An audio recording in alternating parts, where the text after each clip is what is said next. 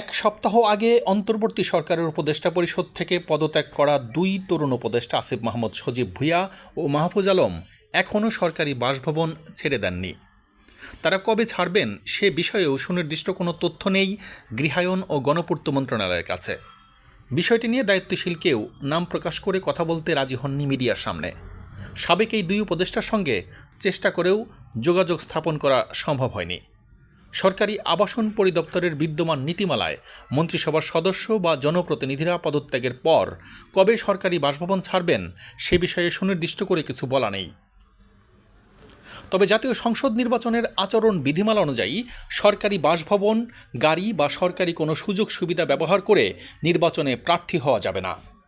উল্লেখ্য, আসিফ মাহমুদ ও মাহফুজ আলমের পদত্যাগের পর তাদের দায়িত্বে থাকা দপ্তরগুলো ইতোমধ্যেই পুনর্বণ্টন করা হয়েছে।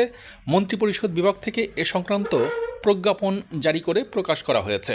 প্রজ্ঞাপন অনুযায়ী তথ্য ও সম্প্রচার মন্ত্রণালয়ের দায়িত্ব পেয়েছেন সৈয়দা রিজওয়ানা হাসান, যিনি পরিবেশ, বন ও জলবায়ু পরিবর্তন মন্ত্রণালয়ের, একই সাথে পানি সম্পদ মন্ত্রণালয়ের দায়িত্বে রয়েছেন। যুব ও ক্রীড়া মন্ত্রণালয়ের দায়িত্ব পেয়েছেন আসিফ নজরুল, তিনি প্রবাসী কল্যাণ ও বৈদেশিক কর্মসংস্থান মন্ত্রণালয় এবং আইন, বিচার ও সংসদ বিষয়ক মন্ত্রণালয়ের দায়িত্ব রয়েছেন।